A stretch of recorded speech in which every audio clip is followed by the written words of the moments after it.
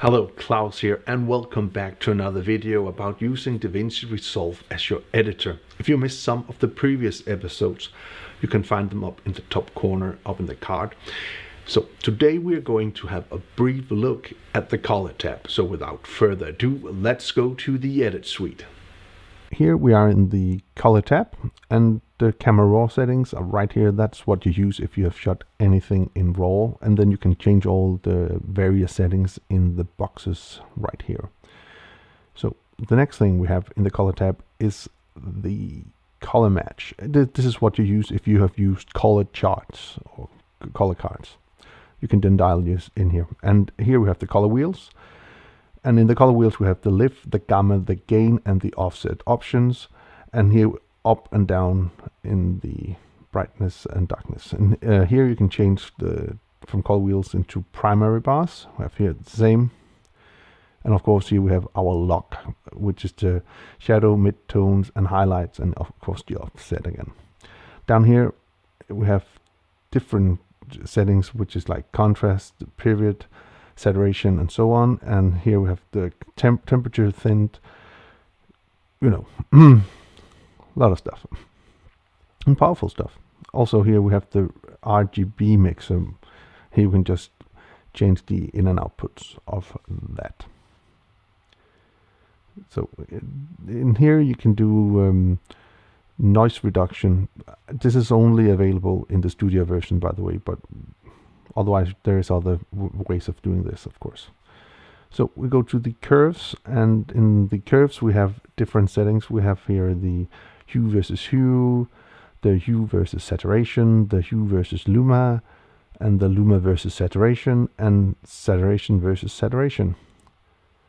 And here we have the qualifier. Also in the qualifier we have RGB, luma, 3D, which you can use when you're doing chroma keying. Also here you have the range selection when doing chroma keying, and the matte finesse settings as well. This is the power windows. Of course there is nothing to show because I don't have a clip in here, but this is the different type of power windows you can use in DaVinci Resolve. And here we have the sharpen and blur. That just simply means you can blur or sharpen and mist. And those settings can of course also be edited or changed from the three dots right here. So here we are in the key output, and this is where you can dial your colors for your output, more or less like that. A lot of settings. We'll look at that later, I think. And there is some 3D stuff here. Take that a bit later. And this is just data burn-in. You can put logos and stuff if you're sending out videos to clients, and you don't have to proof. Here we have the keyframe option. Awesome. We'll use that a lot. Here we have the scopes, and you can change the scopes by clicking up here. You can take the window out of the corner, and then you can change to the parade, waveform, vector scope, and histogram. You can change that so you can have all 4 scopes.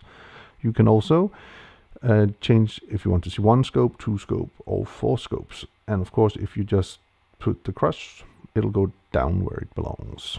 And here we have some information about the clip, which has no information because there's no clip in the timeline. So yeah, and of course we also have the notes, which are not shown here. We'll go into that very soon, but that's because I don't have a clip. In the open effects we have all the various effects here we can drag into the notes, and here we have some different option of viewing the screen. Over here we have the gallery where we can save our grades, and there's nothing of course, and timeline, the way we can show the timeline, and then clips as well. So I think that was a very brief tour of that. So I hope you found this useful in some way. If you did, please hit that subscribe button, give the video a like or thumbs, and I'll see you again next time.